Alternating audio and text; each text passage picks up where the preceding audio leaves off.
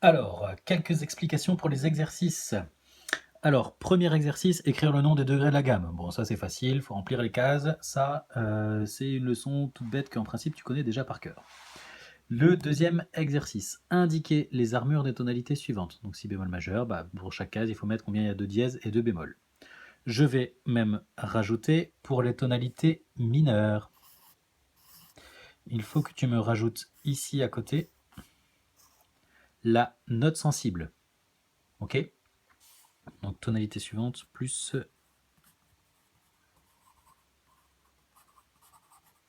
les notes sensibles des tonalités mineures. Ensuite, l'exercice 3, écrire le nom des gammes relatives. Donc je te rappelle ce que c'est que des gammes relatives, ce sont des gammes qui ont la même armure. Donc mi mineur, à toi de trouver ce qu'est l'armure et de trouver la gamme majeure qui est la même chose que mi mineur à l'armure. Ok, et ça à chaque fois pour chaque tonalité. L'exercice 4. Bon, ça c'est de la recherche, écrire le nom de 4 compositeurs du 19e siècle et leur nationalité. Donc attention, bien regarder leur date. L'exercice 5. Alors ça c'est un peu les exercices qu'on avait déjà fait durant ces exercices de confinement où c'était sur des fiches ou d'autres morceaux. Là c'est dans le livre vert mais c'est le même principe. Donc, écrire aux endroits indiqués la tonalité ou la modulation ainsi que les cadences. Donc, c'est dans les cases ici. Donc, tu as 3 tonalités à mettre. Ok. Tu as 2 cadences. Ok. Et pour ces 3 accords A, B et C, ici, il faut alors lui dit jouer les accords entourés, sont-ils majeurs ou mineurs. Bon, ça c'est. Si vous êtes pianiste, vous pouvez le faire. Sinon, pour les autres, il faut lire le nom des notes, refaire un accord parfait à 3 sons, regarder la tierce si elle est majeure ou mineure.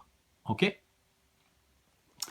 Ensuite, on change de page. On est à la page donc 45, l'exercice 6.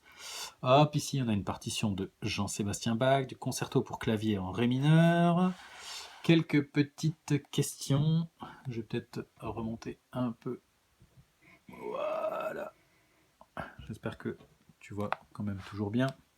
Première question. Écrire le nom des instruments suivants devant les portées. Violoncelle, alto, violon 2, violon 1. À toi de les remettre dans le bon ordre. Mesure 1 à 6. 1, 2, 3, 4, 5, 6. Donc du début jusque là. Combien de syncopes y a-t-il dans les 4 parties? Donc il faut bien regarder dans les 4 partitions des 6 premières mesures. Et tu comptes le nombre de syncopes que tu vois. Ensuite, écrire la partie entourée, donc qui est écrite en U3, en clé de sol à la même hauteur. Donc c'est-à-dire que ici, on a chute, la, chute, sol, chute, fa. La clé du 3, c'est une note au-dessus. Et bien on va retrouver ici, chute, la, chute, sol, etc. etc. Donc bien regarder par rapport à la partition, hop, et qu'il ne manque rien. Ensuite, donner le nom et la qualification des intervalles entourés. Bon, ça en principe, ça devrait plus poser de problème. Il y a tout ce qu'il faut en vidéo sur YouTube si tu ne sais plus ou dans ton livre.